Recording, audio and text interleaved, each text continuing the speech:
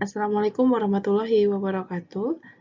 Kita kembali lagi di mata kuliah konseling farmasi, dan pada kesempatan hari ini kita akan melanjutkan materi konseling farmasi ya yang kemarin. Jadi kita akan membahas mengenai metode dan tahapan-tahapan dalam pelaksanaan konseling. Yang pertama adalah metode konseling ya. Jadi metode konseling ini ada 3 ya. Jadi pokok dalam pelaksanaan konseling kita. Yang pertama adalah 3 prime question atau 3 pertanyaan utama yang harus kita tanyakan sebelum kita melakukan konseling. Ya, kemudian ada show and tell. Ya, jadi kita menjelaskan ya melalui cerita, peragaan kayak gitu ya. Dan yang ketiga adalah final verification. Ya, jadi memverifikasi ya atau memastikan bahwa pasien itu sudah paham atas apa yang kita sampaikan. Nah, untuk 3 prime question ya, di sini ada 3 pertanyaan utama ya yang harus ditanyakan ya sebelum kita menggali masalah dari pasien ya, sebelum kita menjelaskan ya, masalah-masalah pasien begitu. Ya, pertanyaan itu adalah ya, bagaimana penjelasan dokter tentang obat Anda? Kemudian bagaimana penjelasan dokter tentang cara pakai obatnya dan bagaimana penjelasan dokter tentang harapan setelah menggunakan obat ini. Ya. Tetapi pertanyaan ini tidak kaku, harus kaku seperti ini ya. Jadi tidak kita bisa menggunakan bahasa percakapan ya. Kalau ini kan bahasa tulisan ya. Kita bisa menggunakan bahasa percakapan yang lebih luas gitu maksud saya.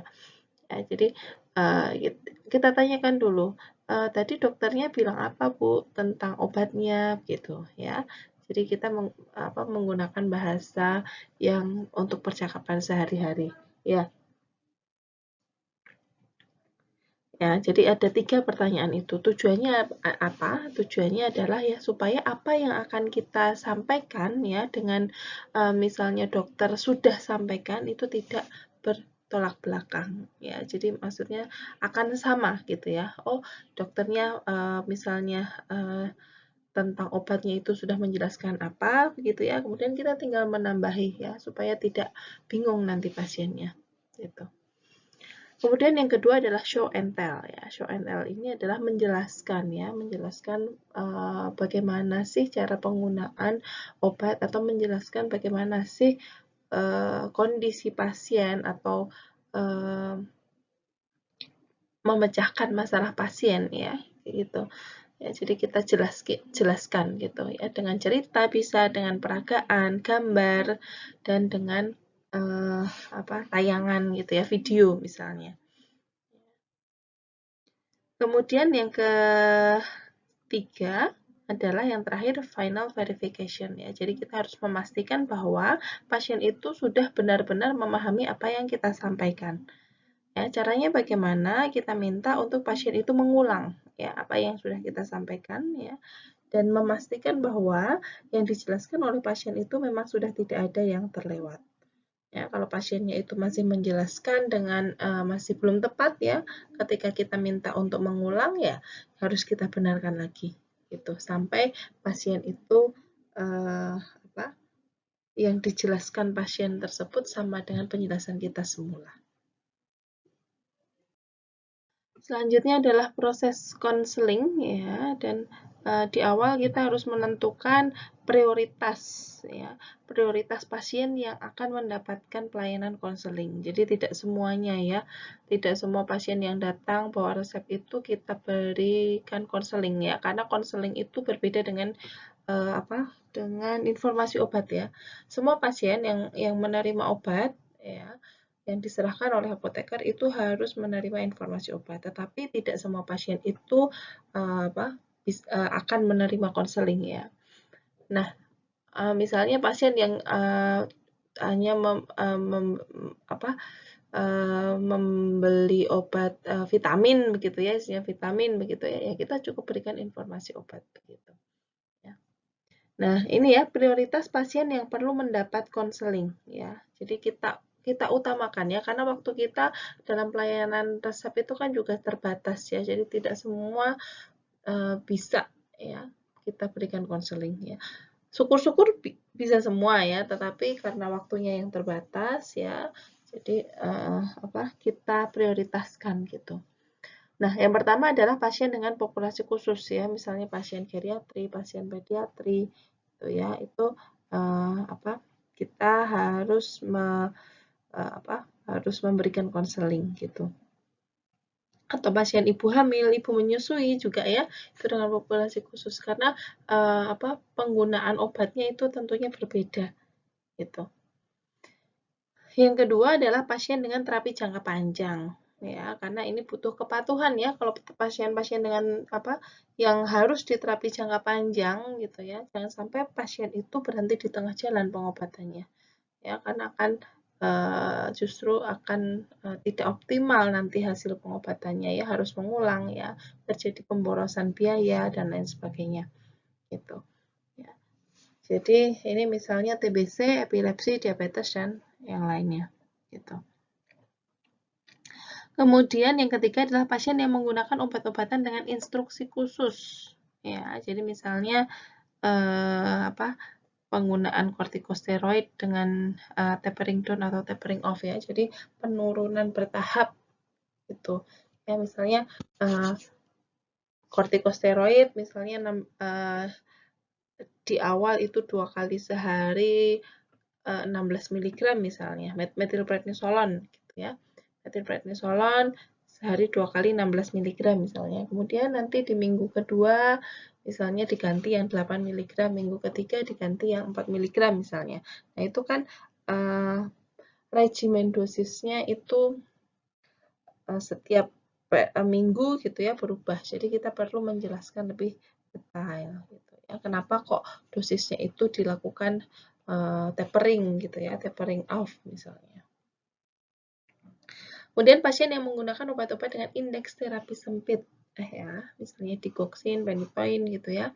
Nah, ini disebabkan karena dengan misalnya kita salah minum obat sehingga atau misalnya kita minum obat bersama obat yang lain gitu ya. Kemudian terjadi interaksi yang akan meningkatkan konsentrasi obat di dalam tubuh ya. Nanti akan bisa menimbulkan reaksi yang tidak diinginkan ya, yang membahayakan ya, karena kalau obat dengan indeks terapi sempit ya, itu sedikit saja kenaikan dosis ya, dia bisa berubah menjadi menghasilkan efek yang toksik gitu. Kemudian pasien yang kelima adalah pasien yang memiliki riwayat kepatuhan menjalankan terapi rendah. Gitu.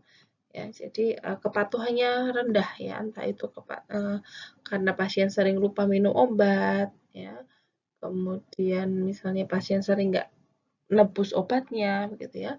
Nah, itu kita perlu lakukan konseling ya. Kita berikan penjelasan-penjelasan ya untuk meningkatkan kepatuhan pasien. Kemudian berikutnya persiapan sebelum kita melakukan konseling ya. Apa yang harus kita siapkan nih sebelum kita melakukan konseling ya?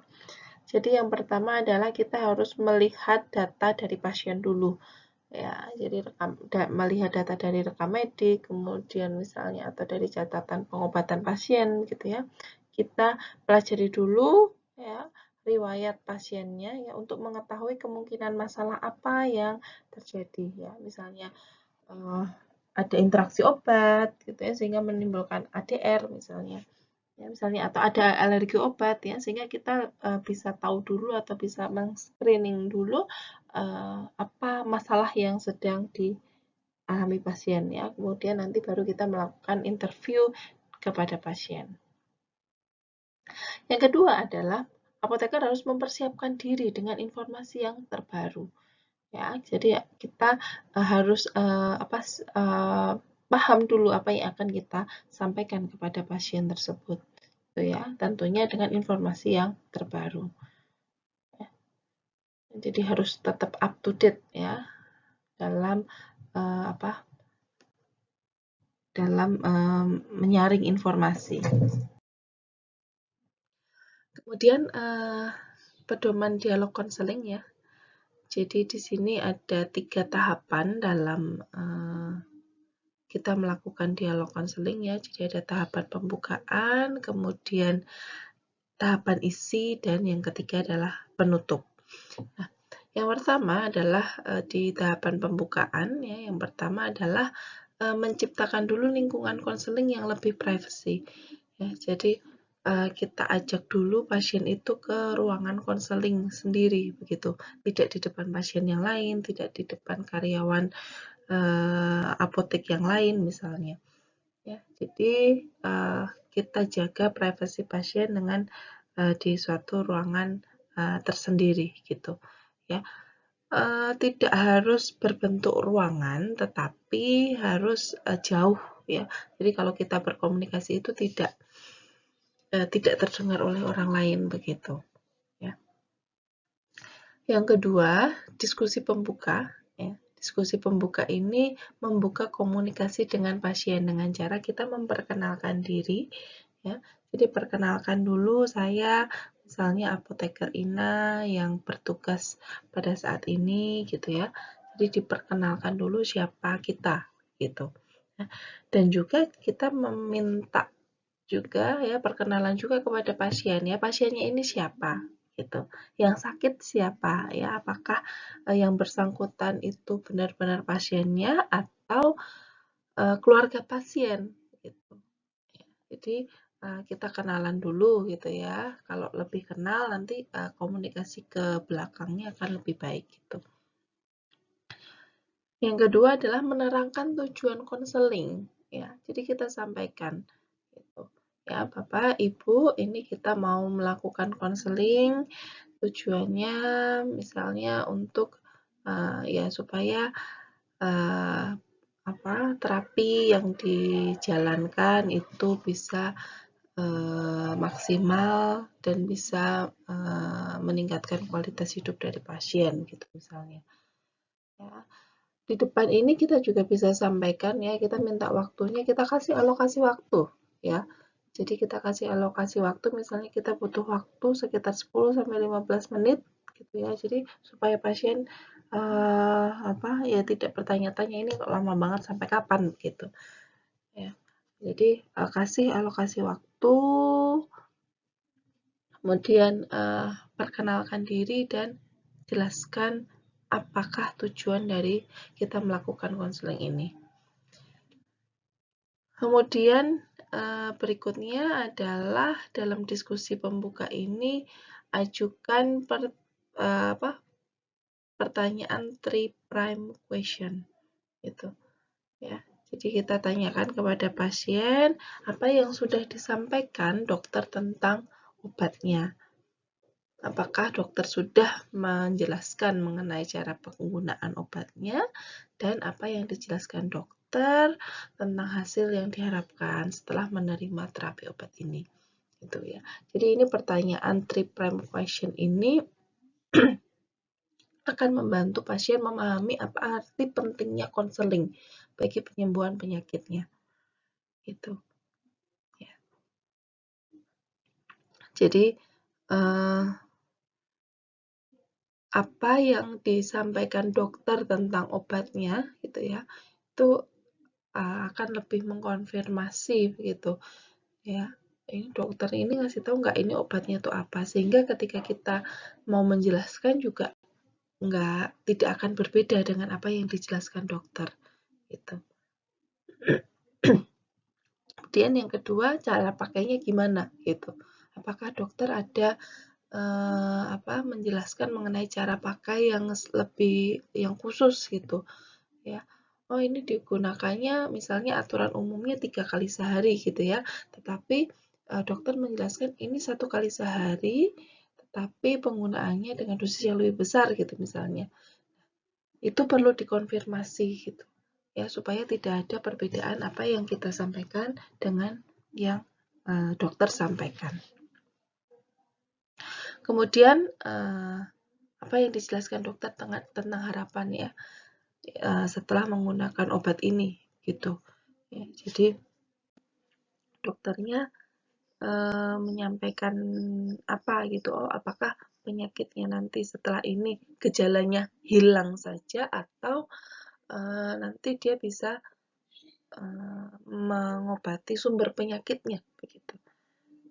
Ya, jadi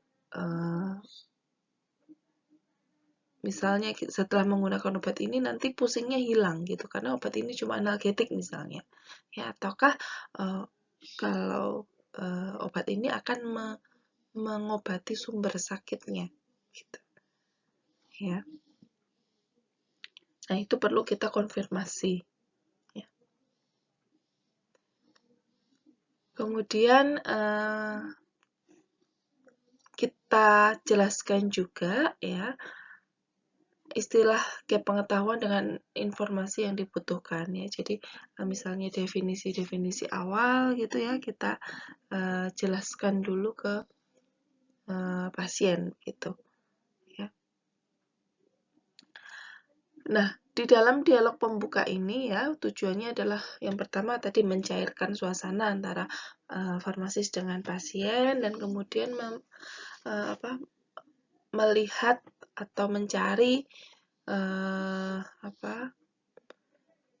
sejauh mana pasien itu sudah mengenal tentang obat ataupun tentang penyakitnya gitu, ya. Jadi di awal itu kita samakan persepsi dulu, kita tahu dulu bagaimana sih pengetahuan pasien mengenai penyakitnya tadi, ya. Nah, kemudian 3' question ini tadi kan kita sudah menanyakan, ya, 3' question. Nah, 3' question ini harus kita jawab nanti di akhir gitu, ya, di diskusi isi gitu, ya. Itu kita harus menjawab tadi, ya, bisa menjawab pertanyaan 3' question ini, ya. Kalau ada yang belum disampaikan atau kita memastikan lagi, ya, penjelasan dari dokternya. Kemudian diskusi isi, ya.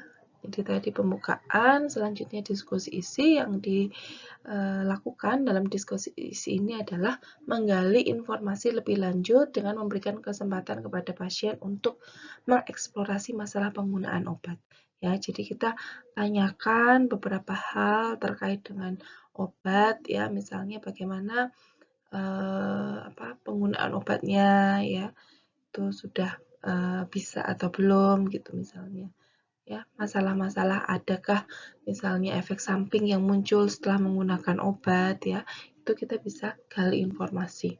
Nah, untuk menggali informasi ini, ya, kita bisa menggunakan pertanyaan yang sifatnya open-ended question, ya. Kemarin kita sudah bahas, ya, mungkin dibahas di pertemuan sebelumnya. Nah, untuk bisa menggali lebih banyak informasi, ya, kita gunakan pertanyaan yang open-ended, ya, yang menggunakan kata tanya, ya. Ada pertanyaan juga yang sifatnya close-ended question, ya, atau yang pasiennya itu kemungkinan jawabannya cuma ya atau tidak, ya. Misalnya udah diminum belum obatnya gitu, ya. Sudah atau belum kan, ya, jawabannya gitu. Yaitu yang sifatnya yang close-ended question. Kita tidak bisa mendapatkan informasi yang lebih banyak dari pertanyaan yang semacam itu, ya. Tetapi untuk memastikan, ya, kita bisa menggunakan yang close-ended tadi. Sementara kalau kita ingin menggali informasi yang banyak, ya, kita bisa menggunakan yang sifatnya open-ended. Jadi yang pertanyaannya yang bagaimana cara obatnya, cara penggunaan obatnya begitu. Kita bisa dapat informasi lebih banyak.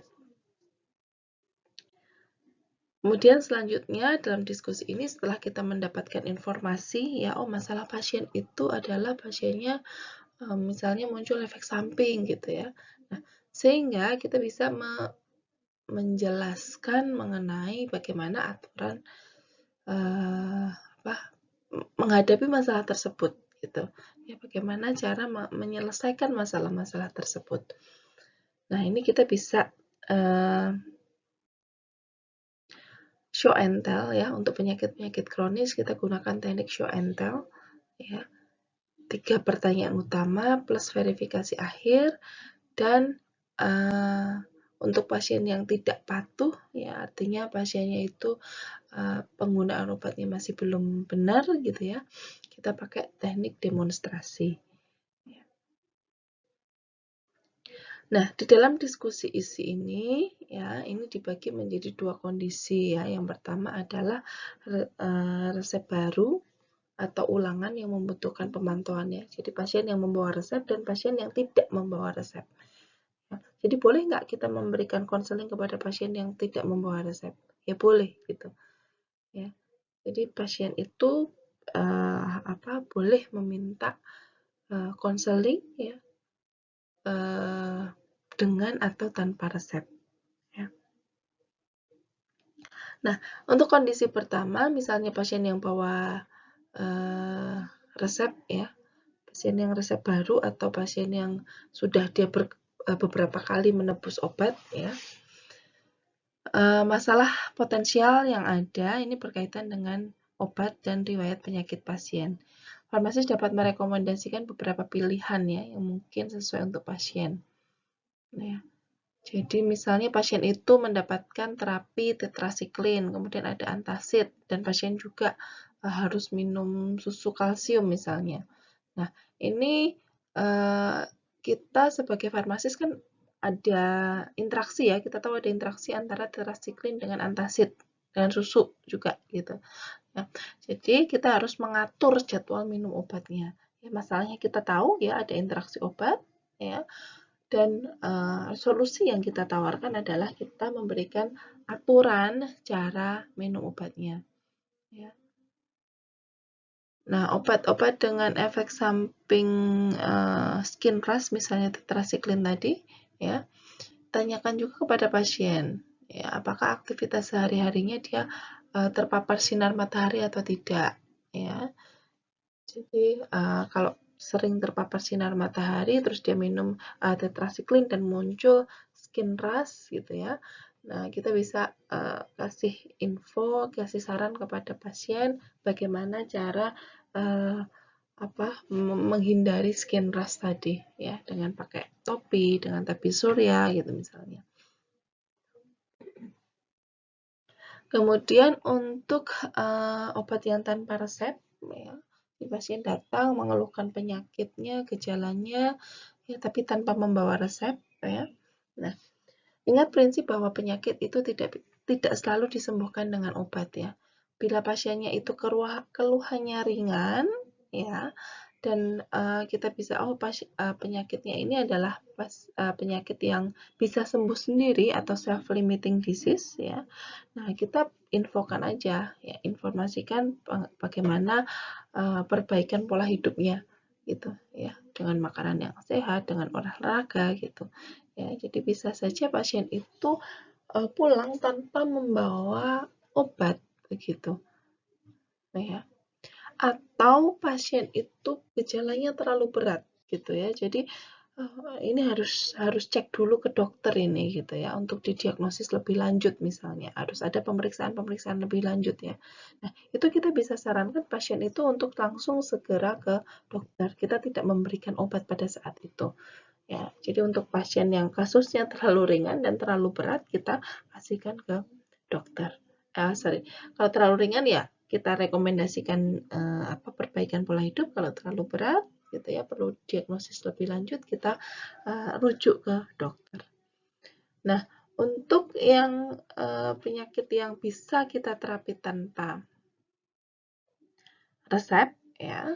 Nah, ini kita bisa berikan secara self medication ya. Pengobatan sendiri kita sarankan obat-obat yang bisa digunakan. Ya.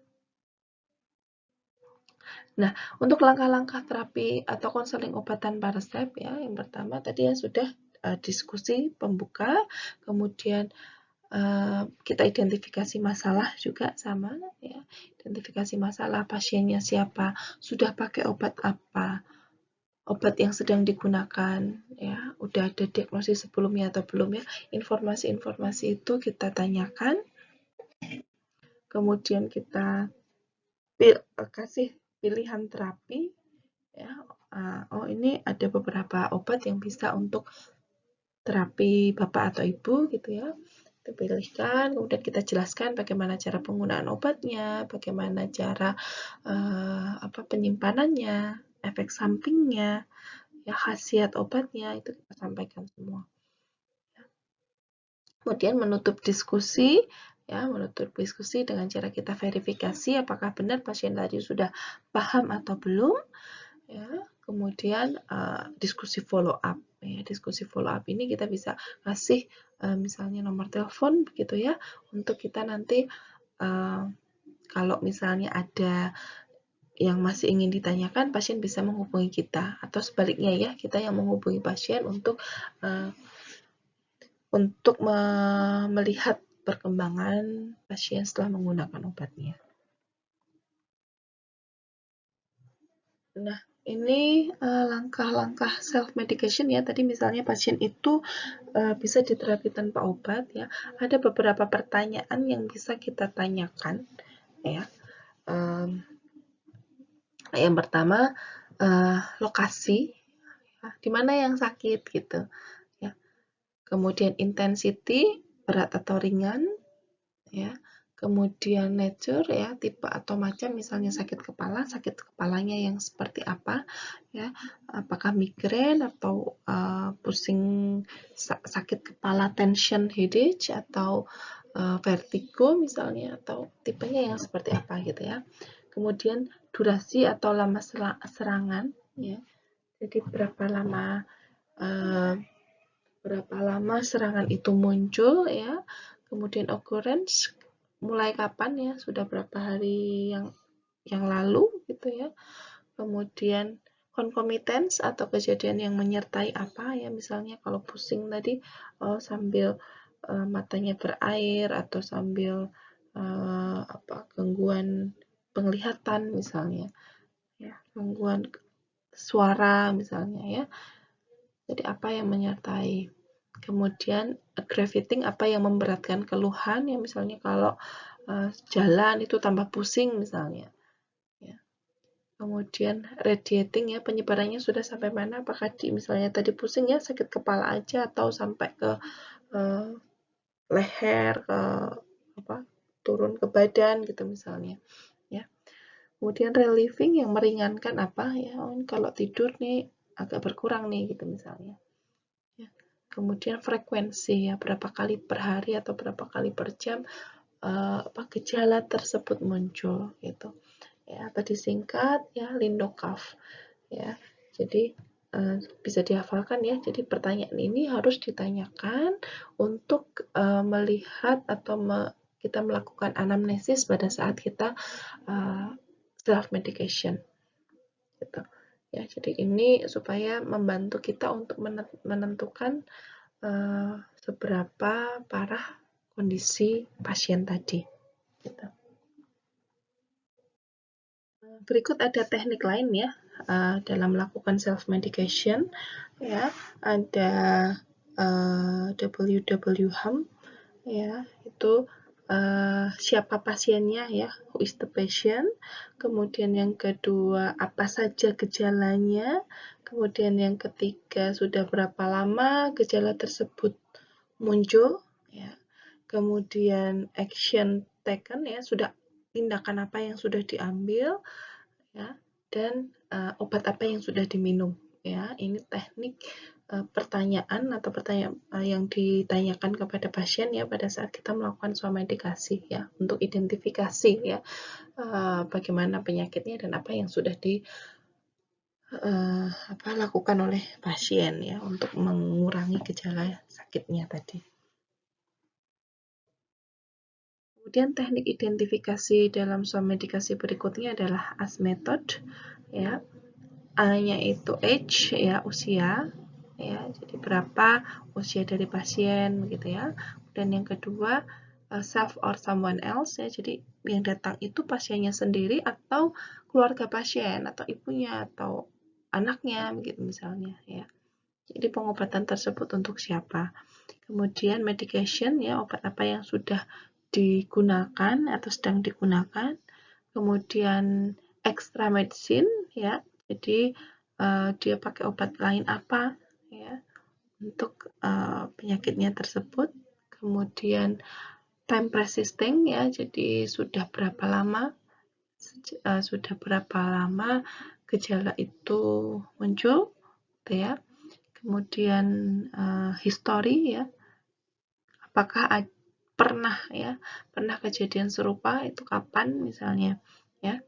Kemudian O-nya other symptom ya, misalnya pusing, other symptomnya apa, mual misalnya ya, ditanyakan itu ya. Kemudian danger symptom ya, apakah ada gejala yang berbahaya, misalnya pasiennya sampai pingsan, sampai apa gitu ya, itu ditanyakan ya. Jadi teknik menggali informasi yang ketiga adalah AS method.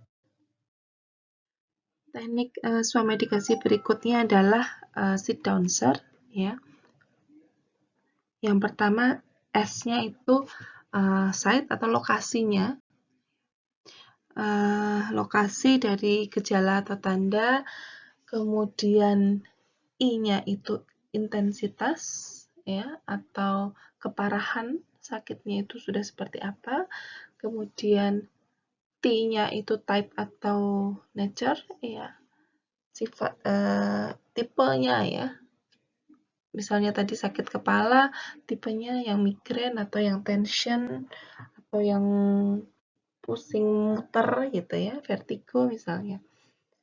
Ya, kemudian duration ya, durasi penyakitnya itu berapa lama ya.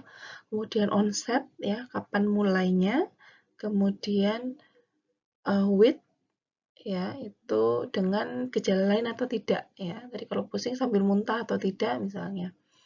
Kemudian N-nya itu diperparah oleh apa ya, annoy or aggravate by gitu ya. Itu kalau muncul itu diperparah oleh apa gitu ya, misalnya sambil jalan-jalan itu tambah pusing misalnya. Kemudian S-nya spread or radiation ya, penyebarannya sampai mana, apakah di kepala saja ataukah sampai di bagian tubuh yang lain. Kemudian insidensi atau frekuensinya ya, seberapa sering ya, dan relieving by ya, jadi dikurangi oleh apa gitu ya. Ini hampir sama dengan Lindocaf tadi ya. Jadi ini beberapa teknik untuk menggali informasi awal pada saat pasien itu datang tanpa membawa resep ya, sehingga kita tahu masalahnya dan kita bisa memberikan solusi atau memberikan pilihan terapi ya, apakah harus dengan obat atau bisa tanpa obat tadi. Nah, untuk pasien yang datang tanpa membawa resep tadi ya, kita bisa merekomendasikan ya terapi tanpa obat atau terapi dengan obat begitu ya. Karena kita sudah mengidentifikasi dulu ya dengan metode-metode tadi ya yang sudah disampaikan tadi. Ada Lindocaf, ada Sidonser, ada AS method ya, bisa menggunakan salah satunya. Nah, setelah kita tahu ya bagaimana kondisi pasien ya, kita bisa merekomendasikan terapi dengan obat ya. Jadi dari gejala yang telah dijelaskan pasien tadi ya, kita bisa memilihkan obat yang boleh digunakan adalah OWA dan OTC ya, obat wajib apotek, obat bebas dan obat bebas terbatas ya, itu kita bisa pilihkan ya. Kemudian hal-hal yang perlu diperhatikan pada saat pemilihan obat itu yang pertama adalah nama obatnya ya, nama generik atau nama dagang, tujuan terapi obat tersebut, cara penggunaannya, efek samping penggunaan obat, kemudian perhatian khusus ya selama menggunakan obat, kemudian outcome terapi yang diharapkan pasien setelah menggunakan obat tersebut, dan memberikan kepuasan bagi pasien berhubungan dengan peningkatan quality of life gitu ya, kualitas hidup pasien ya, jadi kita pilihkan obat berdasarkan pertimbangan tadi ya. Kemudian bila setelah pemberian obat pasien tidak sembuh, anjurkan periksa ke dokter. Jadi kita bisa menjelaskan juga kalau 3 hari misalnya ya, tidak ada perkembangan setelah menggunakan obat ini, harus segera langsung cek ke dokter. Itu. Kemudian yang keempat, terkadang pemberian obat tertentu malah menutupi gejala yang mengindikasikan penyakit ya. Misalnya pasien yang tipes diberi obat antipiretik untuk mengatasi demamnya. Ya.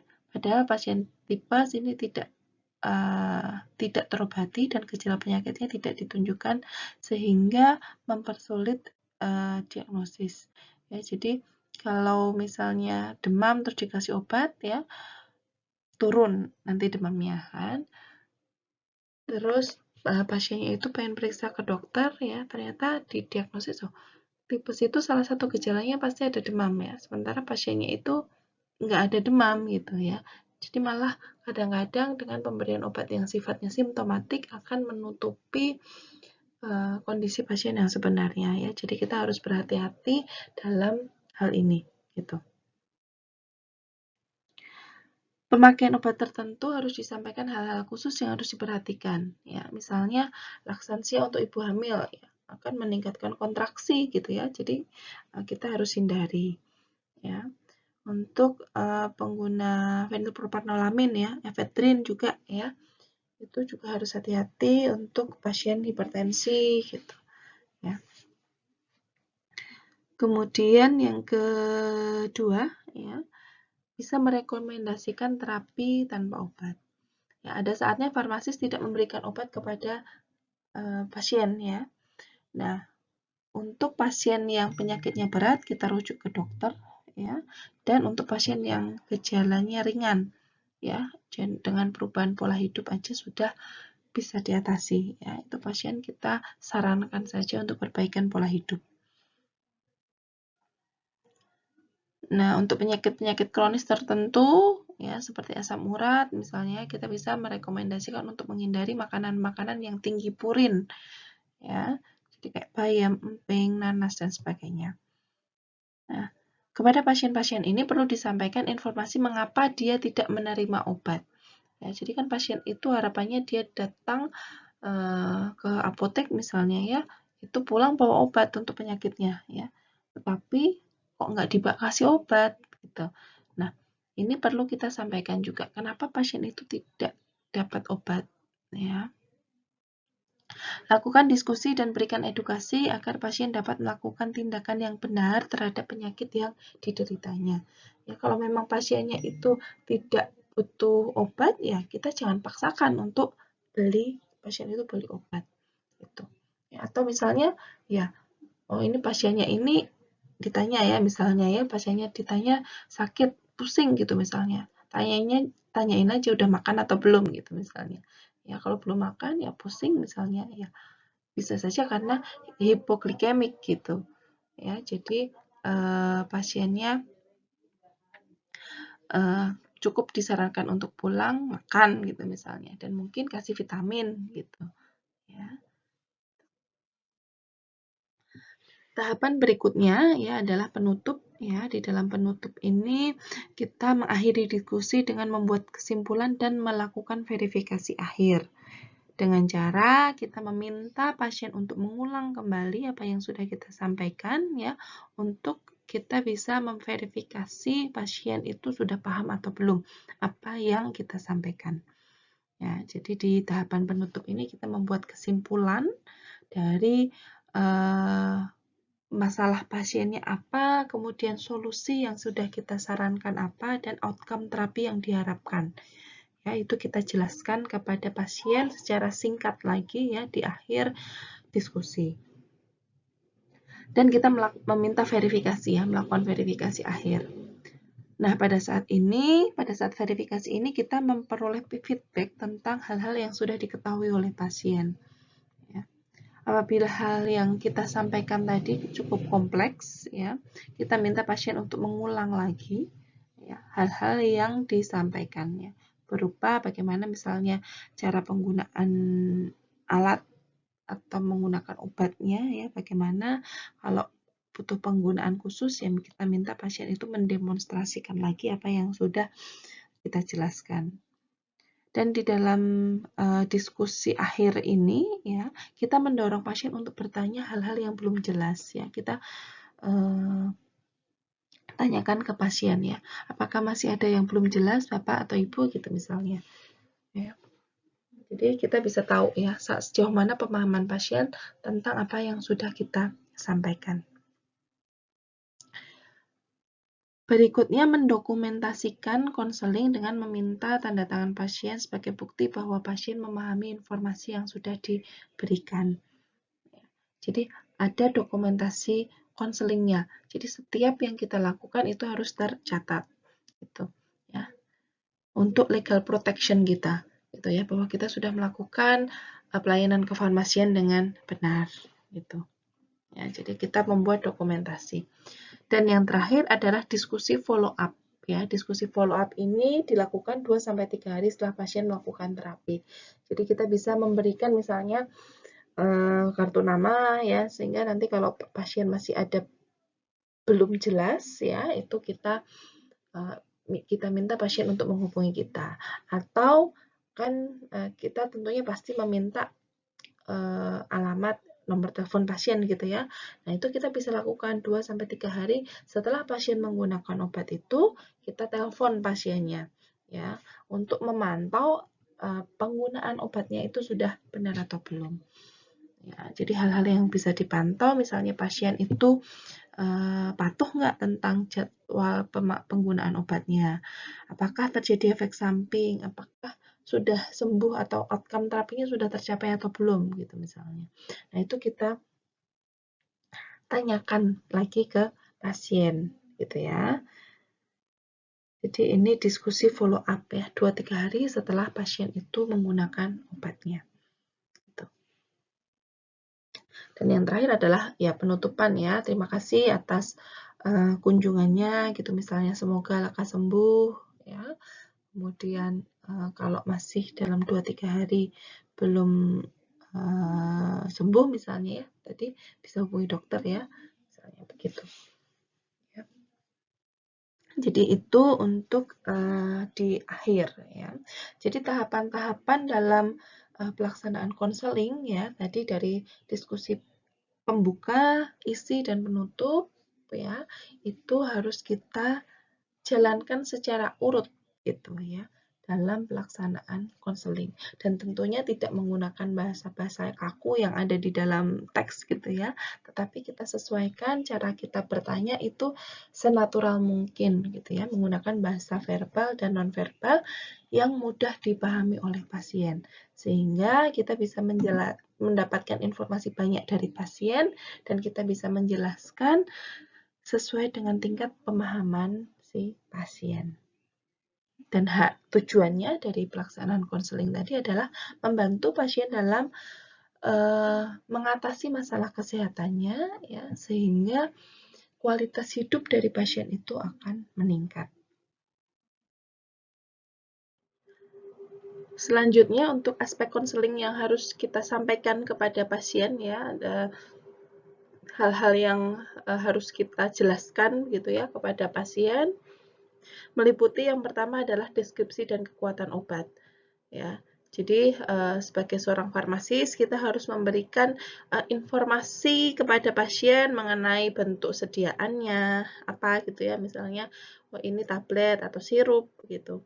Cara penggunaannya, apakah obatnya langsung ditelan ya atau misalnya diselipkan di bawah lidah gitu ya, atau di antara pipi gitu. Nah, itu kita jelaskan. Kemudian nama dan zat aktif yang terkandung di dalamnya serta kekuatan obatnya berapa itu kita sampaikan kepada pasien. Kemudian yang kedua adalah jadwal dan cara penggunaan, ya, frekuensi dan durasi, ya. Kapan obat itu diminum, pagi, siang, sore, malam gitu ya, sebelum atau sesudah makan, dan instruksi-instruksi lain gitu ya untuk jadwal penggunaan gitu ya. Kemudian sampai durasi penggunaan. Jadi sampai kapan obat tersebut diberikan kepada pasien gitu ya. Apakah harus dihabiskan atau sampai misalnya kalau gejalanya sudah membaik bisa langsung dihentikan. Ya. Ini harus disampaikan ya, karena menyangkut kepatuhan pasien ini nanti akan tergantung pada pemahaman dari pasien tersebut. Gitu ya. Kalau pasien sudah paham akan penggunaan obatnya, nantinya ya akan timbul kepatuhan begitu. Yang ketiga adalah mekanisme kerja obat ya. Jadi apoteker harus mengetahui indikasi obat, penyakit atau gejala yang sedang diobati gitu ya, sehingga apoteker dapat memilih mekanisme mana yang harus dijelaskan. Ini disebabkan karena obat yang multi indikasi ya.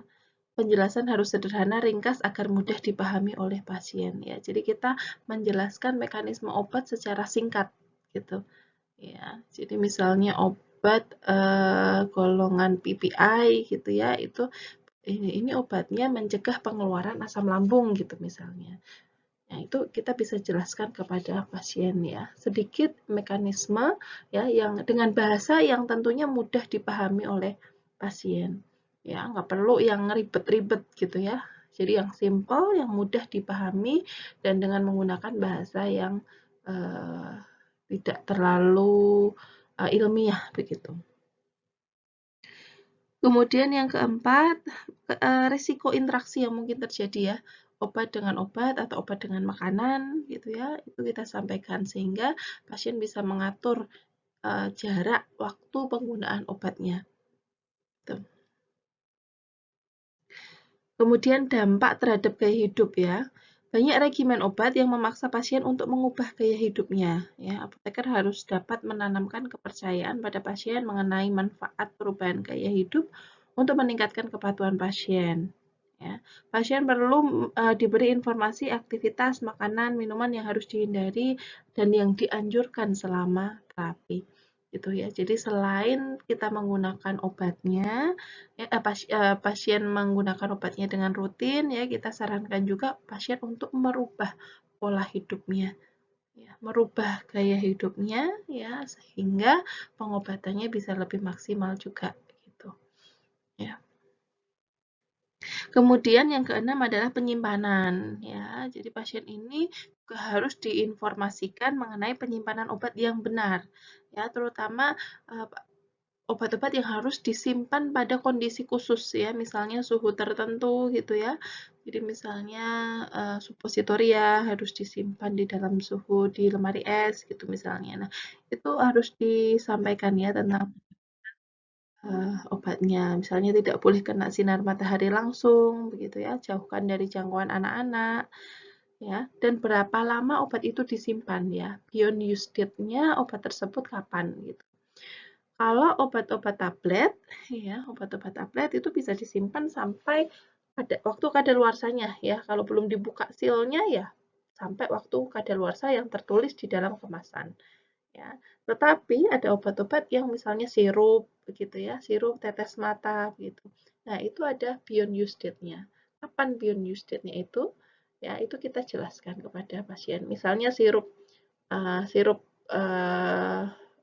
obat untuk anak gitu ya misalnya. Nah, itu setelah dibuka ya misalnya 1-2 kali pasiennya sudah sembuh gitu ya. Nah, itu kita perlu informasikan nanti kalau misalnya ada perubahan rasa, warna, bau gitu misalnya ya, oh sudah tidak boleh digunakan lagi atau maksimal misalnya 1 bulan itu sudah tidak bisa digunakan lagi gitu. Ya, kadang-kadang pasien itu misalnya penyakitnya masih sama, kita bisa pasien itu bisa menggunakan obatnya lagi gitu misalnya.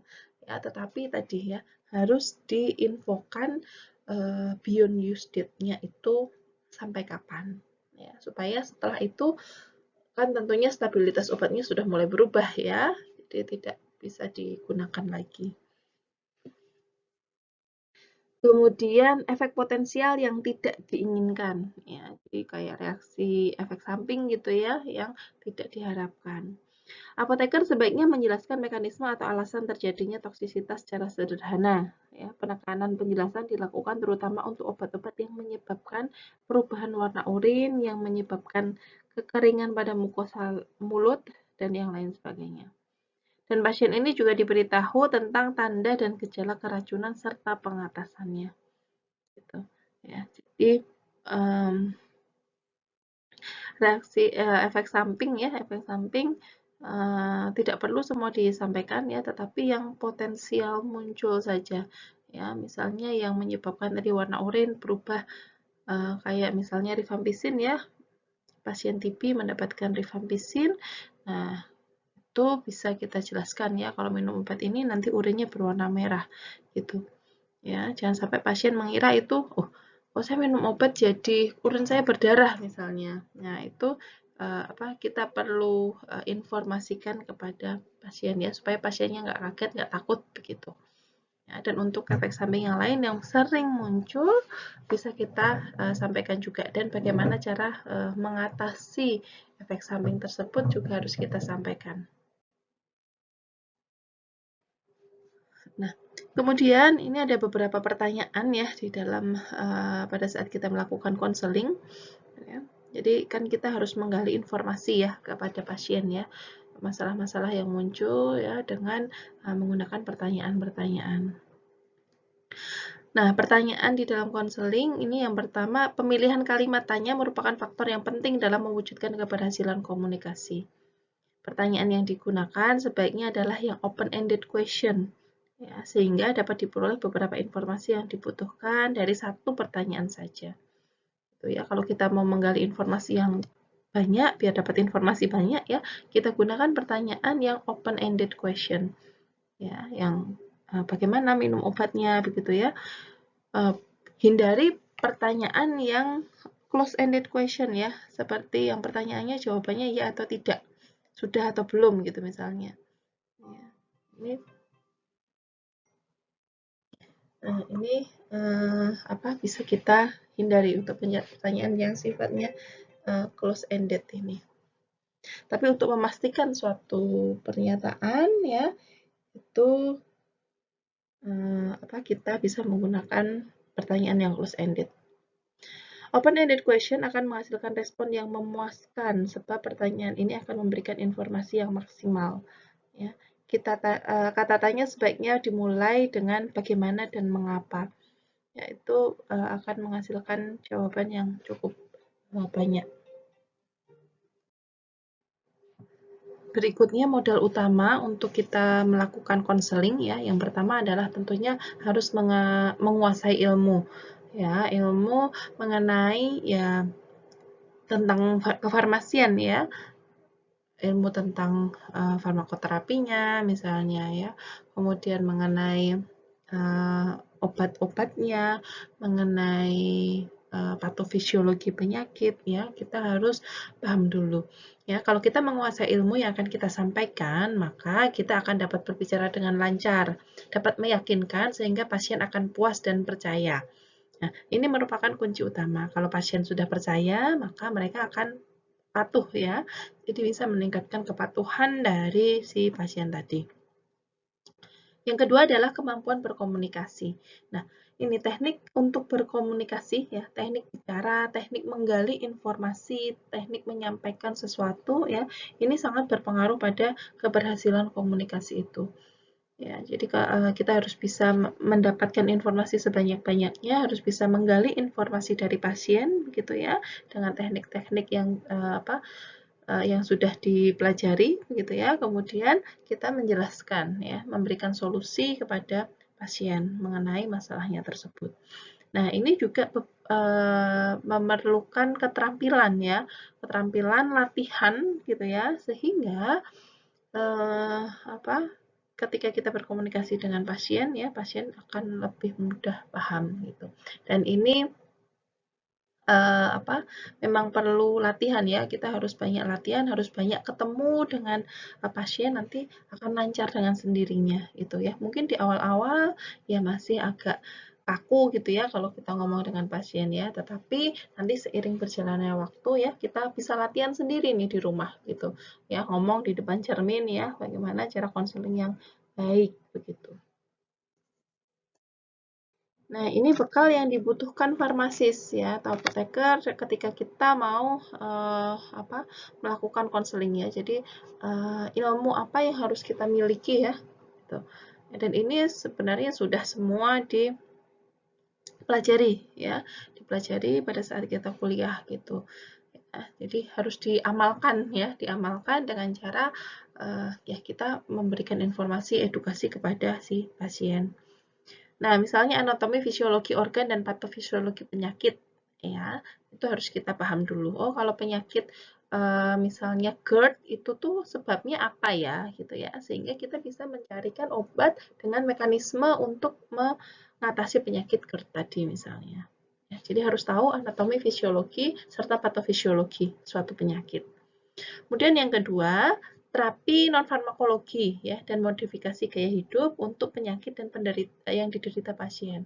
Ya, jadi harus tahu nih, misalnya makanan yang harus dihindari apa, aktivitas yang dihindari apa dari masing-masing penyakit yang umum dialami oleh pasien gitu. Ya, apa yang boleh dan yang tidak boleh ya selama pengobatan. Ya, itu harus kita kuasai juga. Kemudian farmakoterapi yang rasional dari suatu penyakit ya. Kita banyak belajar guideline ya, pedoman pengobatan ya yang berlaku ya, itu kita harus belajar dari situ juga ya, sehingga kita bisa memilihkan terapi yang rasional untuk pasien. Kemudian komplikasi penyakit dan pengobatannya ya, biasanya kalau penyakit DM gitu ya, misalnya nanti komplikasi biasanya ke ginjal gitu ya, kita harus paham juga ya komplikasi-komplikasi penyakit dan bagaimana pengatasannya. Kemudian penggunaan obat pada populasi khusus ya, jadi misalnya untuk anak-anak, pada ibu hamil, kemudian ibu menyusui, lansia gitu ya, tentu penggunaan obatnya itu juga berbeda kan, jadi kita harus belajar juga itu. Kemudian ADR dan drug interaction ya, jadi efek samping dari penggunaan obat ya, baik efek samping yang langsung terjadi setelah obat itu digunakan atau efek samping yang tertunda gitu ya, efek sampingnya yang tidak saat ini ya, itu harus dipahami juga. Lalu interaksi ya, interaksi obat ya, obat apa kalau digunakan bersama-sama itu bisa menimbulkan interaksi gitu ya. Nah, itu harus dipahami juga. Nah, sehingga ya dengan pengetahuan ini ya kita bisa memberikan masukan, memberikan edukasi ya kepada pasien, memberikan konseling kepada pasien ya. Yang tujuannya tadi adalah kalau konseling itu adalah meningkatkan kualitas hidup dari pasien ya. Jadi pasiennya patuh, nanti terapinya bisa berhasil, outcome terapi tercapai ya, sehingga kualitas hidup pasien itu akan meningkat. Dan kalau ada masalah-masalah yang berkaitan dengan pengobatan, ya kita bisa memberikan solusinya. Ya misalnya, oh ternyata obatnya ada interaksi misalnya. Nah, itu bagaimana cara mengatasinya? Kita bisa sampaikan ke pasien. Tentunya dengan bahasa-bahasa yang mudah dipahami oleh pasien tadi.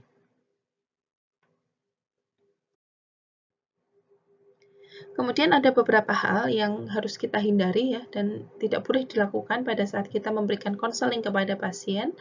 Ya, yang pertama adalah berargumentasi ya. Adu argumentasi itu sebaiknya dihindari. Kemudian interupsi ya. Jadi kalau pasien itu sedang menjelaskan ya kita dengerin dulu gitu ya. Jangan memotong, menyalahkan gitu misalnya. Kemudian memberikan pengertian yang tidak diminta ya. Jadi kita jadi kayak merasa sok tahu gitu ya di depan pasien. Gitu. Kemudian memberikan pemecahan masalah yang sulit ya. Jadi kalau kita memberikan solusi itu jangan menambah masalah yang lain gitu. Ya, jadi berikan pemecahan masalah yang mudah ya. Jadi misalnya masalah mengenai penggunaan obatnya gitu ya. Jangan menambah masalah lagi, pasien harus mengingat-ingat yang rumit lagi gitu ya untuk menggunakan obatnya. Jadi semudah mungkin bagi pasien gitu. Kemudian membebani pasien dengan pengalaman gitu.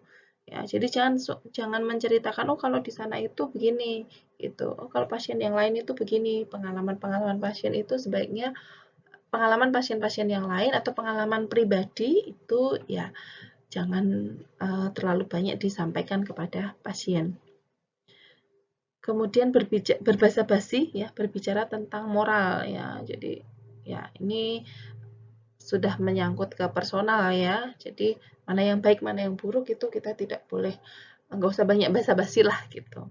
Ya. Kemudian terlalu banyak berbicara ya, dan sok bosi ya, sok nyuruh-nyuruh gitu misalnya ya. Itu sebaiknya jangan dilakukan ya pada saat kita memberikan konseling ya. Jadi kita harus banyak menunjukkan empati gitu ya. Jadi harus bisa memahami perasaan pasien, memberikan penjelasan yang mudah gitu ya, sehingga pasien nyaman ketika berkomunikasi dengan kita. Kalau pasien nyaman berkomunikasi dengan kita, ya dia akan menjadi cepat paham gitu ya, paham apa yang kita sampaikan, yang kemudian pasien menjadi patuh terhadap regimen pengobatan, dan dampaknya adalah outcome terapinya tercapai dan kualitas hidup pasien menjadi lebih baik. Nah, kemudian di sini ada beberapa cara untuk kita memberikan pemahaman kepada pasien ya. Jadi ada beberapa metode mendidik pasien, bisa dengan semacam kayak kuliah gitu ya, kayak misalnya ada kumpulan pasien gitu ya, sedang nunggu obat misalnya, kemudian kita ngasih edukasi di situ gitu. Ya, jadi kayak ya bentuknya kayak kuliah ya, kita sebagai farmasis memberikan informasi secara umum ya terhadap pasien yang ada di situ. Ya. Kemudian bisa dilakukan secara personal melalui dialog dan diskusi, ya. Jadi lebih fokus gitu ya, lebih fokus ke kasus atau ke masalah yang sedang dialami pasien. Ya, kemudian bisa berupa informasi cetakan ya, kayak brosur begitu ya, kita bisa membagikan informasi pada pasien. Dan alat bantu audio visual ya, dengan video misalnya ya, itu juga salah satu cara mendidik pasien. Kemudian teknik demonstrasi dan praktek ya. Jadi kalau misalnya untuk penggunaan obat khusus ya, ya kita praktekkan ya, kayak bagaimana cara menggunakan inhaler yang benar gitu. Ya, kita kasih tahu, demonstrasikan kepada pasien gitu. Kemudian mendidik pasien dengan bantuan komputer ya. Jadi ya dengan media komputer dan metode gabungan ya. Jadi bisa ya ada misalnya diskusinya, ada dengan memberikan demonstrasi dan praktek dan lain sebagainya. Nah, ini teknik atau metode yang bisa kita gunakan untuk tadi menambah pemahaman pasien ya, atau metode mendidik pasien. Selanjutnya mengenai pengatasan kesulitan penyampaian konseling ya. Jadi supaya pada saat kita melaksanakan konseling kepada pasien ya, itu informasi yang akan kita sampaikan itu dapat tersampaikan semua dan pasien itu menjadi paham. Ya, ada beberapa hal yang menjadi perhatian kita ya. Yang pertama adalah penjelasannya harus sederhana ya, singkat, tidak berbelit-belit gitu ya. Jadi pasien akan lebih mudah memahami apa yang kita sampaikan. Yang kedua, menghindari istilah yang sulit. Ya, jadi tidak menggunakan istilah-istilah medis yang terlalu sulit ya. Jadi latar belakang pasien tentunya berbeda dengan kita ya. Pasien yang tidak berlatar belakang kesehatan tentunya tidak familiar juga dengan istilah-istilah kesehatan. Jadi kita harus bisa menyederhanakan ya istilah tersebut menjadi bahasa yang mudah dipahami. Kemudian melibatkan keluarga, ya, terutama untuk pasien-pasien yang lansia, yang anak-anak ya, tentunya harus dengan bantuan keluarga ya, untuk mengingatkan misalnya pasien dalam menggunakan obat ya.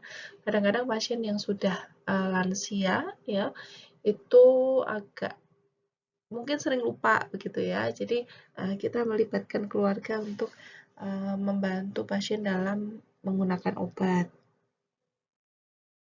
Kemudian menggunakan alat dan metode lain ya, misalnya diagram, gambar, video begitu. Ya, jadi kita tidak hanya berbicara langsung saja kepada konsumen pasien, tetapi juga kita menggunakan media-media yang ada ya, video, peragaan langsung, gambar ya, tulisan gitu ya. Kemudian memperoleh feedback ya. Jadi untuk memastikan bahwa apa yang kita sampaikan itu dapat diterima dengan baik oleh pasien ya, kita harus mendapatkan feedbacknya. Ya, dengan cara menanyakan kembali apa yang telah kita sampaikan untuk mengetahui apakah pasien itu sudah menangkap ya yang kita jelaskan atau belum. Ya, misalnya diminum pada saat perut kosong ya, kita jelaskan bahwa menggunakan obat ini itu digunakan 1 jam sebelum makan. Ya. Diminum dengan banyak air misalnya ya, nah, dijelaskan itu airnya itu yang dimaksud dengan air putih gitu ya, bukan dengan air yang lain gitu ya. Kemudian ditanya kembali ya, kadang-kadang pasien itu takut atau malu bertanya, makanya kita harus aktif ya, kita tanyakan kembali apakah sudah jelas mau apa yang ingin ditanyakan begitu ya, dan kita minta pasien itu untuk mengulang apa yang sudah kita sampaikan. Berikutnya follow up ya, di follow up ini memantau untuk mengetahui perkembangan pasien itu bagaimana. Ya, apakah pasiennya itu sudah benar belum dalam menggunakan obat. Nah, follow up ini dilakukan 2-3 hari ya setelah pasien menggunakan obat dengan cara kita menghubungi kembali atau meminta pasien untuk menghubungi kita. Ya, jadi saling bertukar nomor ya. Jadi kita bisa melakukan follow up ke pasien tersebut. Berikutnya adalah Tailor Counseling ya. Jadi penyesuaian ya dalam melakukan konseling gitu ya. Jadi yang pertama adalah karakteristik pasien ya, harus kita lihat ya sebelum kita melakukan konseling, kita harus mempertimbangkan karakteristik pasien ya, kepada siapa kita sedang berkomunikasi ya. Yang pertama adalah dilihat umurnya, pasiennya pediatri atau geriatri ya, pasien-pasien khusus gitu ya. Kemudian kultur ya, kemudian pendidikan ya, tingkat pendidikan, gaya hidup ya, ada masalah disabilitas atau tidak ya, jenis kelamin, status pekerjaan gitu ya, tentunya akan berbeda-beda. Ini harus kita sesuaikan berdasarkan latar belakang dari pasien masing-masing gitu ya. Tentunya berbeda ketika kita berbicara dengan pasien yang anak-anak dengan pasien yang sudah lansia begitu ya. Kemudian dilihat dari tingkat pendidikan juga ya, atau misalnya ada atau tidak disability-nya ya, gitu. Nah, tentunya berbeda. Jadi kita menyesuaikan tergantung dari karakteristik pasien tadi. Kemudian karakteristik obat ya. Jadi ketika kita tadi melakukan konseling ya, kita lihat juga ya pasiennya itu datang dengan resep atau tanpa resep ya, tentunya berbeda ya pelayanan kita untuk pasien yang dengan resep dan tanpa resep ya. Kemudian obatnya itu beresiko tinggi atau tidak, adanya interaksi, efek samping atau obat-obat yang dengan penggunaan khusus ya. Nah, itu juga tentunya berbeda-beda. Kita harus bisa menyesuaikan cara komunikasi kita. Berikutnya untuk pengobatannya jangka panjang untuk penyakit kronis atau ya pengobatan biasa saja gitu ya, itu juga tentunya berbeda. Kalau untuk pasien-pasien dengan penyakit kronis ya tentunya kita harus menekankannya di kepatuhannya dalam menggunakan obat gitu. Kemudian berikutnya kondisi pasien ya, kondisi pasien ya, dilihat juga penyakitnya ya, kondisi atau penyakit pasien. Biasanya contohnya ya pasien epilepsi ya, jadi kadang-kadang dia merasa perasaannya karena dia menderita epilepsi, tentunya ada rasa malu, rasa takut, cemas begitu ya. Nah, jadi kita harus benar-benar menjaga privasi pasien tersebut gitu. Ya, bagaimana cara kita berkomunikasi dengan orang yang dengan gangguan epilepsi misalnya ya. Jadi harus privasinya terjaga gitu ya, di ruangan tersendiri gitu ya. Kemudian kita menunjukkan empati pada pasien tersebut gitu ya. Selanjutnya untuk pasien-pasien penyakit terminal ya, misalnya kanker, AIDS gitu ya. Nah, ini biasanya lebih ke emosional, takut juga ya, takut, cemas. Nah, itu tentunya penanganan kita, komunikasi kita juga berbeda gitu ya. Kita harus menunjukkan empati, membesarkan diri, membesarkan hati pasien gitu ya, supaya dia tetap bisa melanjutkan kehidupannya ya dengan meningkatkan kualitas hidup pasiennya. Kemudian yang harus kita lihat juga adalah situasinya ya, situasi pasien baru atau pasien lama gitu ya. Kemudian kondisi pasiennya ya, pasiennya sedang marah atau emosi atau tidak gitu ya. Kita harus bisa menjaga emosi kita juga begitu ya. Kemudian pasiennya buru-buru atau enggak gitu ya, atau pasiennya justru ingin ngobrol lama gitu ya. Kalau pasien buru-buru ya kita harus sesegera mungkin begitu ya. Jadi kita menjelaskannya juga poin-poin yang penting saja dan dengan singkat begitu ya. Kemudian kalau pasien yang ingin berbicara lama ya kita harus bisa stop juga ya. Jadi kalau pasien itu kebanyakan dia ingin lama berkomunikasi dengan kita ya, sementara kan kita ada pasien-pasien yang lain juga gitu ya. Jadi bagaimana cara kita untuk membatasi juga ya supaya tidak terlalu lama ya. Jadi cukup poinnya pentingnya saja yang kita sampaikan. Berikutnya adalah persyaratan agar konseling itu efektif dan efisien ya. Jadi ada 4 hal yang harus kita penuhi ya supaya pelaksanaan konseling itu efektif ya, tercapai tujuannya, maksudnya tercapai dan efisien ya, tidak buang-buang waktu gitu misalnya. Ya, jadi ada 4 hal, 4A ya. Yang pertama availability ya atau ketersediaan farmasis ya. Jadi apotekernya harus ada. Kemudian atmosfer ya, suasana, attitude dan approach ya. Jadi ada 4 itu availability, atmosfer, attitude dan approach ya. Nah, kita bahas satu persatu.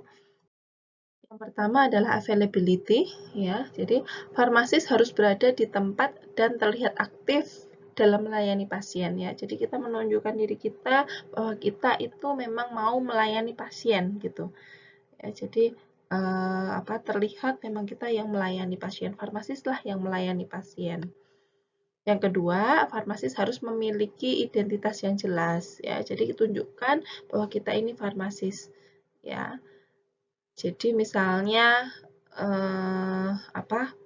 pakai jas ya, pakai jas farmasis ya, jas apoteker ya, ketika pelayanan ya gitu ya. Itu menunjukkan profesionalisme kita juga gitu ya. Bahwa kita seorang farmasis yang siap melayani pasien. Yang ketiga, layout apotek dapat mempermudah akses farmasis dalam bentuk ruang konseling gitu. Ya, jadi di layoutnya ya, tempatnya itu kita ada ruangan khusus konseling begitu ya, dan farmasis itu mudah mengaksesnya, pasien juga mudah mengaksesnya gitu. Jadi kalau ada pasien datang kemudian ingin konseling gitu ya, itu kita langsung arahkan ke ruang konseling ya. Jadi harus ada ruang konseling untuk menjaga privasi dari pasien. Kemudian bagaimana cara meningkatkan keberadaan farmasis? Ya, jadi supaya farmasisnya itu ya terlihat selalu ada begitu ya. Yang pertama, farmasisnya terlihat ya, dia ada di depan melayani pasien begitu. Kemudian organisasi apoteknya mendukung ya. Artinya apoteker itu harus ada ketika apotek buka begitu ya. Kemudian menggunakan tenaga ahli, menggunakan sistem komputer ya. Kemudian ada ruangan konseling. Kemudian jamnya itu diatur ya, waktunya kapan apoteker ini yang piket itu siapa ya, jam sekian sampai jam sekian. Kemudian apoteker B jam sekian sampai jam sekian begitu. Ya, supaya selalu ada ketika pasien butuh itu apotekernya juga selalu ada gitu. Ya, kemudian ada membuat janji ya, misalnya apotekernya sedang tidak di tempat, pasien itu mudah mengakses untuk membuat janji dengan apoteker kapan akan dilakukan konseling gitu ya. Dan menunjukkan peran farmasis serta komunikasinya. Ya, jadi farmasis itu tidak hanya melayani saja, tetapi kita juga ngobrol dengan pasien ya, berkomunikasi dengan pasien begitu. Jadi itu salah satu cara untuk meningkatkan keberadaan farmasis ya, di samping cara-cara yang lain gitu. Ya, jadi harus selalu ada, terlihat, jamnya jelas begitu. Ya, sehingga pasien juga ketika pasien datang ke apotek itu sudah, oh ini apotekernya ada gitu ya, mau konseling dengan apoteker langsung bisa di ruang konseling gitu ya. Berikutnya adalah atmosfer ya, atau suasana gitu ya. Nah, konsumen lebih suka ruang konseling yang tertutup ya, karena pasien akan merasa terjaga privasinya dari pasien yang lain, dari karyawan yang lain begitu. Ya, jadi usahakan ada ruangan tersendiri untuk pelaksanaan konseling. Kemudian mengurangi hambatan fisik ya. Untuk mengurangi hambatan fisik, kita menyiapkan counter yang rendah ya, jadi yang sejajar gitu ya, pasien dengan farmasis itu sejajar gitu, sehingga lebih mudah dalam berkomunikasi. Lalu menciptakan suasana akrab ya, dengan jarak personal ya, 1,5 sampai 2,5 meter ya, jadi ngomongnya jangan terlalu dekat dan juga jangan terlalu jauh begitu ya. Lalu melakukan kontak mata ya, kemudian volume suara tenang dan akrab begitu ya, jadi bahasa-bahasa nonverbal ya yang kita gunakan gitu ya. Kemudian mengurangi kekacauan di counter dengan bunyi-bunyian ya, ada suara orang, suara telepon misalnya ya. Kadang-kadang suara musik dibutuhkan ya, tapi jangan musik yang keras ya tentunya, jadi musik yang eh, yang halus begitu ya, jadi eh, suasananya lebih tenang begitu ya, lebih nyaman bagi pasien. Nah, cara meningkatkan atmosfer yang pertama menyediakan ruangan khusus konseling ya, kemudian menyediakan ruang konseling semi khusus dan menggunakan bahasa nonverbal serta meningkatkan suasana secara umum gitu. Ya, jadi ya ruangan konseling yang khusus atau ruangan semi konseling maksudnya ya tidak berbentuk ruangan, tetapi dia jauh dari dari keramaian yang lain begitu ya, sehingga kalau kita ngomong begitu ya tidak akan terdengar oleh yang lain gitu ya. Kemudian meningkatkan bahasa nonverbal dan suasana secara umum ya, tadi terhindar dari kebisingan ya, kemudian tidak ada gangguan ya, itu bisa untuk meningkatkan suasana pada saat kita melakukan konseling. Berikutnya cara membentuk hubungan ya, hubungan antara apoteker dengan pasien ya. Yang pertama adalah memberi salam ya, tentunya pada saat pasien datang itu ya salam gitu ya, salam dengan bersahabat dan pelan-pelan, tidak terburu-buru gitu ya. Kemudian dimulai dengan percakapan singkat ya, dan percakapan umum ya, gimana kabarnya Bapak Ibu gitu ya, jadi lebih mencairkan suasana. Dan perhatian personal dengan cara memperkenalkan diri dan sebut nama pasien. Ya, jadi kita memperkenalkan diri, ya saya apoteker di apotek ini ya, sebutkan namanya, ya. Dan kita juga tanya identitas pasien, ya. Dan pada saat kita menyebut kita memanggil ya pasien itu, panggillah dengan namanya, Pak siapa, Bu siapa begitu, ya. Seseorang kalau kita panggil namanya itu atensinya lebih tinggi ya, merasa lebih dihargai begitu ya. Jadi sebut nama pasiennya. Kemudian mengundang permintaan dan tanggapan terhadap pertanyaan secara tepat ya.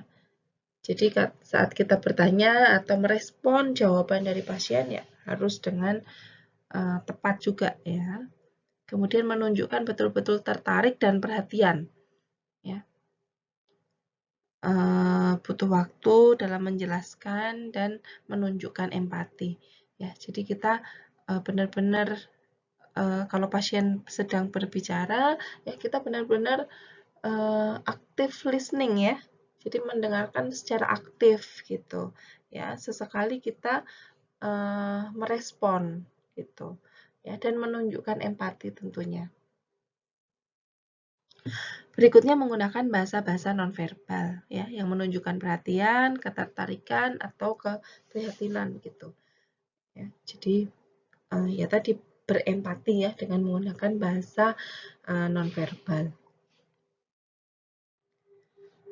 Selanjutnya tadi agar konselingnya itu efektif dan efisien ya, yang ketiga adalah attitude ya atau sikap ya. Farmasis bersikap secara profesional tapi santai ya. Jadi kita menunjukkan profesionalitas kita, tidak kaku ya, tetap santai begitu. Tidak terlihat sangat sibuk ya. Jadi kita fokus, kita benar-benar pada saat kita ketemu dengan pasien tadi kita benar-benar berfokus pada pasien. Jadi seolah-olah pasien tersebut memang benar-benar merasa diperhatikan ya. Kita tidak sibuk dengan yang lain, tidak sambil main ponsel, tidak sambil misalnya mengerjakan yang lain gitu ya. Kemudian menggunakan bahasa nonverbal ya. Kemudian sikap penuh perhatian ya tadi ya, perhatian penuh kita kepada pasien. Kemudian sikap penyampaian yang menarik ya. Jadi kita menyampaikan yang menarik penampilan juga harus menarik gitu ya. Kemudian kita lebih memperhatikan pasien ya. Kemudian berbicara dengan membesarkan hati pasien ya. Jangan menakut-nakuti pasien ya. Kalau pasien cerita penyakitnya ya jangan ditambah-tambahi dengan yang yang akan membuat pasien itu jadi lebih down gitu ya. Jadi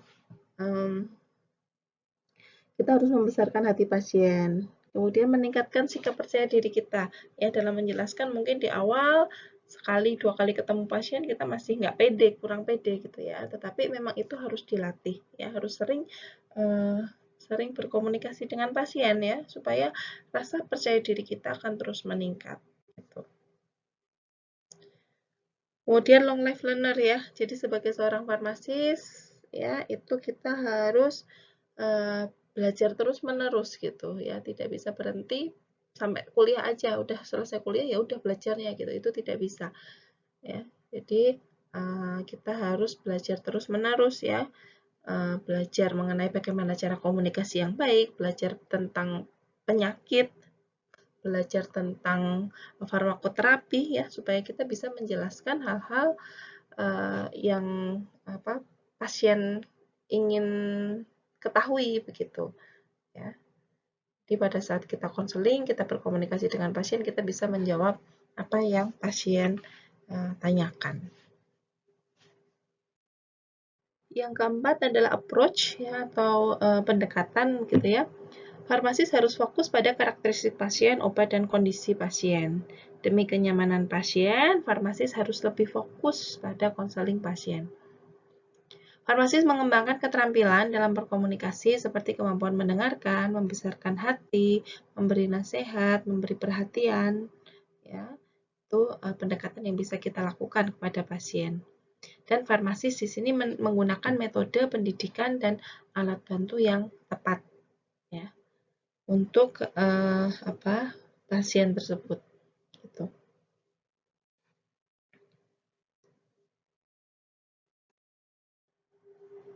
Berikutnya, setelah kita melakukan konseling, ada hal yang harus kita lakukan, yaitu dokumentasi. Ya, jadi semua kegiatan pelayanan kefarmasian kita harus melakukan dokumentasi. Jadi untuk sebagai legal protection buat kita, ya. Dokumentasi ini perlu dilakukan dalam setiap kegiatan pelayanan kefarmasian untuk evaluasi kegiatan dalam upaya peningkatan mutu pelayanan, ya, selain untuk legal protection tadi, ya. Nah, tujuan dokumentasi pelayanan konseling adalah yang pertama mendapatkan data atau profil pasien, ya, karena kita harus mengisi identitas pasien gitu ya. Kemudian mengetahui riwayat penyakit pasien. Yang ketiga, memantau kebutuhan pasien dalam berobat. Kemudian mengevaluasi pemahaman pasien tentang pengobatan, kemudian menyediakan data jika terjadi tuntutan pada kesalahan penggunaan obat, kemudian menyediakan data untuk evaluasi kegiatan kefarmasian, Dan yang terakhir menyediakan data untuk evaluasi terapi. Ya, jadi data-data yang tertulis di dalam dokumentasi tadi akan sangat membantu ke depannya. Dokumentasi ini berupa kartu konseling yang berisi data pasien dan kegiatan konseling yang dilakukan. Dan buku besar pencatatan kegiatan untuk mencatat volume kegiatan. Ya, berapa banyak pelayanan konseling yang sudah dilakukan begitu. Dalam dokumentasi perlu dicantumkan petugas yang melaksanakan konseling ya. Jadi siapa yang melaksanakan konseling itu harus ada parafnya. Ya, ada tanda tangan, siapa, kapan ya, itu tercatat. Berikut contoh dokumentasi konseling ya. Jadi kita buat formnya ya, kemudian kita isi, kemudian itu disimpan, didokumentasikan ya. Di situ memuat nama pasien, jenis kelamin, tanggal lahir, alamat, kapan dilaksanakan konseling, dari dokter siapa gitu ya, diagnosisnya apa, kemudian obatnya apa saja, ada alergi atau tidak, keluhannya apa ya. Sudah pernah datang atau belum, tindak lanjutnya apa ya, apa yang kita sampaikan itu apa, kemudian rencana tindak lanjutnya apa gitu ya. Lalu ditandatangani oleh apotekernya ya, yang melayani konseling, dan ada pasiennya tanda tangan di situ juga gitu ya. Ini contoh dokumentasi konseling ya, harus kita buat dan di file secara rapi. Berikutnya evaluasi ya, evaluasi pelaksanaan konseling. Evaluasi pelayanan bertujuan untuk melihat kapasitas pelayanan dan meningkatkan kinerja petugas yang memberikan konseling atau konselornya. Evaluasi kegiatan dapat dilakukan dengan menganalisis data yang ada dari kegiatan konseling yang sudah dilakukan ataupun dengan melakukan wawancara kepada pasien. Nah, dalam melakukan wawancara yang dapat dibuat kuesioner juga ya sebagai alat pengumpul data. Hal-hal yang perlu dievaluasi antara lain yang pertama kapasitas kegiatan ya. Berapa jumlah pasien yang dilayani, berapa jumlah kasus ya, itu secara periodik misalnya per bulan itu dicatat gitu ya. Kemudian macam-macam kegiatan konseling yang misalnya yang rujukan dokter, kemudian pasien yang aktif bertanya sendiri karena memang pasien pengen tahu, kemudian kelompok pasien ya, apakah pasien yang golongan usianya lansia atau bagaimana ya, itu dicatat semuanya. Kemudian untuk pengobatan penyakit kronis perlu dihitung jumlah pasien yang rutin berobat dan jumlah pasien yang drop out dari pengobatan. Ya, harus tercatat gitu ya. Yang rutin itu berapa, siapa saja, itu ada catatannya. Dan yang tidak melanjutkan ya, tidak melanjutkan itu bisa karena pasiennya udah sembuh atau pasiennya meninggal atau pasiennya memang sudah karena kepatuhannya ya kurang, jadi tidak melanjutkan pengobatan. Nah, itu perlu kita identifikasi juga. Kemudian proses perubahan perilaku pasien sebagai hasil dari konseling ya. Jadi kita catat juga misalnya pasien di awal-awal konseling ini nggak patuh nih, minum obatnya masih bolong-bolong misalnya. Ya, tetapi beberapa kali setelah konseling dia jadi rutin misalnya. Lalu pendapat pasien tentang kegiatan konseling ya. Kita buat kuesioner ya, bagaimana pendapat pasiennya tentang konselingnya, kepuasan pasien tentang pelayanan konseling. Kemudian pendapat pasien tentang petugasnya, ya. Ini bisa dilakukan juga dengan kuesioner ya. Misalnya apoteker A gimana konselingnya gitu ya, sehingga itu untuk perbaikan diri kita gitu. Kemudian waktu tunggu atau lamanya pelayanan konseling ya, itu kita bisa catat juga, evaluasi juga gitu ya. Kemudian infrastruktur dalam kegiatan konseling ya, misalnya kebijakan, protap, SDM-nya ya, itu harus dievaluasi. Untuk apa evaluasi ini? Untuk perbaikan ke depannya. Gitu. Ya, misalnya sekarang masih karena SDM-nya sedikit gitu ya, baru satu atau dua apoteker ya, sehingga pelayanan konselingnya juga masih sedikit gitu. Nah, ini bisa menjadi bahan pertimbangan juga ya. Kalau pasiennya itu banyak gitu ya, apotekernya juga lebih banyak sehingga bisa melayani konseling gitu. Berikutnya, evaluasi kepatuhan pasien dalam pengobatan. Ya. Kegiatan ini bersifat pengamatan pada masing-masing pasien. Dengan memiliki dokumen yang berisi riwayat pengobatan pasien, apoteker dapat memberikan konseling.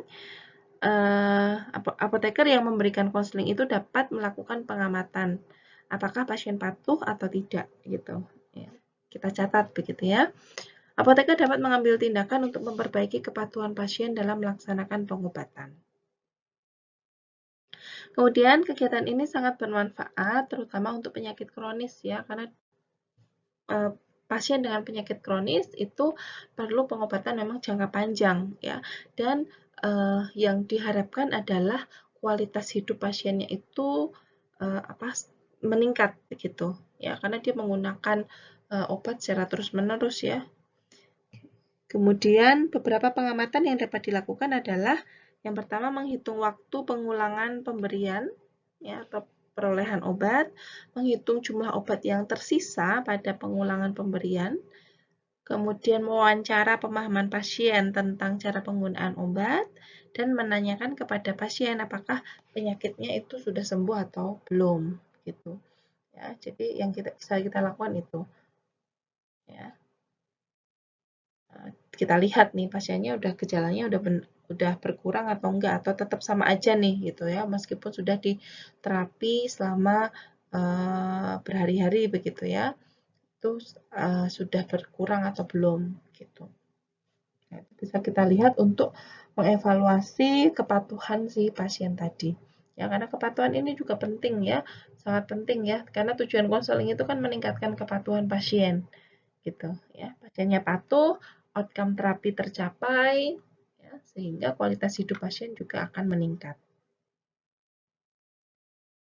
Hasil evaluasi pada masing-masing pasien digunakan sebagai data keberhasilan kegiatan konseling. Oleh karena itu, pada kartu konseling harus memuat data-data yang dapat dipakai untuk mengukur efektivitas dari kegiatan konseling ini. Jadi evaluasi ini penting ya untuk peningkatan pelayanan konseling ke depannya gitu. Yang terakhir adalah pelayanan konseling secara benar dan konsisten akan meningkatkan peran dan citra tenaga farmasi di masyarakat luas dan dapat meningkatkan derajat kesehatan masyarakat pada umumnya gitu. Ya, jadi dengan kita melakukan konseling ya, kita banyak pasien yang kita beri konseling ya. Nah, ini harapannya adalah secara umum nanti akan meningkatkan derajat kesehatan masyarakat. Nah, jadi konseling ini merupakan salah satu pelayanan kefarmasian yang memang harus kita lakukan sebagai seorang farmasis atau apoteker.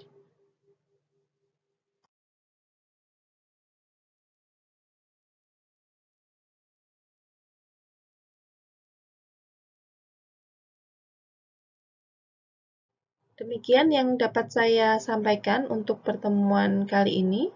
Ya, jadi tahapan-tahapan dalam melaksanakan konseling ya, ini harus dilakukan secara urut gitu ya ketika kita mau melakukan pelayanan konseling. Dan semoga pertemuan hari ini bermanfaat. Terima kasih atas perhatiannya. Mohon maaf apabila ada kekurangan, ada kesalahan dari saya. Selamat belajar. Salam sehat untuk kita semua. Wassalamualaikum warahmatullahi wabarakatuh.